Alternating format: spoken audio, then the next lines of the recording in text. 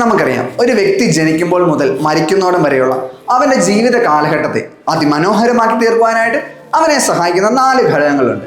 1 പറയുന്നത് സമയം, 2 പറയുന്നത് സമ്പാദ്യം, 3 ആരോഗ്യം, 4 അവയിൽ ഏറ്റവും പ്രധാനപ്പെട്ടത് സ്നേഹം.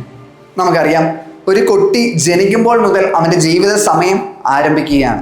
ചെറുപ്പകാലത്ത് അവന് നല്ല രീതിയിൽ സമയമുണ്ട്. പഠിക്കാനും കളിക്കാനും ചിരിക്കാനും എല്ലാം നല്ല രീതിയിൽ സമയമുണ്ട്. പക്ഷെ അവനൊരു യൗവനത്തിലേക്ക് കടക്കുമ്പോഴത്തേക്ക് ജോലി തിരക്കുകൾ കൊണ്ടും അല്ലെങ്കിൽ ജീവിത പ്രാരാബ്ദങ്ങൾ കൊണ്ടും ആ സമയം കുറഞ്ഞു വരുന്നതായിട്ട് നമുക്ക് കാണുവാനായിട്ട് സാധിക്കും. വീണ്ടും ആ ഒരു സമയം വർദ്ധിക്കുന്നത് അവൻ്റെ 60കൾക്ക് ശേഷമായിരിക്കാം. 2ാമത്തെ കാര്യം സമ്പാദ്യം.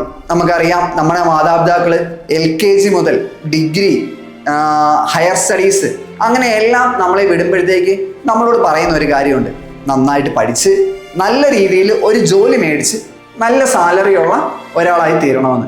3ാമത്തെ കാര്യം എന്ന് പറയുന്നതാണ് ആരോഗ്യം. എനിക്ക് തോന്നുന്നത് ഇന്നത്തെ ആളുകൾ നമ്മുടെ ആരോഗ്യത്തെക്കുറിച്ച് ഒരു ഇച്ചിരിയും കൂടെ കോൺഷ്യസ് ആണ്. നമ്മുടെ മുതിർന്നവരൊക്കെ ആണെങ്കിലും ഡെയിലി എക്സസൈസ് ചെയ്യും. അവർ ഷുഗർ ഡയറ്റ് പോലെയുള്ള കാര്യങ്ങളിലേക്ക് കൂടുതൽ ശ്രദ്ധ ചെലുത്തുന്നുണ്ട്. ചില ഭക്ഷണങ്ങളെ അപ്പാടെ വേണ്ടെന്ന് വെക്കും. നല്ല ആരോഗ്യമുണ്ടെങ്കിൽ നല്ല രീതിയിൽ നമുക്ക് ജീവിക്കാൻ സാധിക്കൂ എന്നൊരു അവബോധം അവരുടെ ഉള്ളിലേക്ക് കടന്നു വന്നതുകൊണ്ടാണ് അവരിങ്ങനെയൊക്കെ ചെയ്യുന്നത്. 4ാമത്തെ കാര്യം എന്ന് പറയുന്നത് സ്നേഹം. നമുക്കറിയാം, ഞാൻ മുകളിൽ പറഞ്ഞ ഈ 3 കാര്യങ്ങൾ അവ നമ്മൾക്ക് പ്രോപ്പറായിട്ട് ഒരാൾക്ക് നൽകണം എന്നുണ്ടെങ്കിൽ, അല്ലെങ്കിൽ മറ്റൊരാൾ നമുക്ക് നൽകണം എന്നുണ്ടെങ്കിൽ നമുക്ക് വേണ്ടത് സ്നേഹമാണ്. ബൈബിളിൽ ഒരു വാക്കുണ്ട്: സ്നേഹമില്ലെങ്കിൽ ഞാൻ ചിലങ്ങുന്ന ചെങ്ങലയോ ചിലമ്പുന്ന കൈത്താളമോ ആണ്.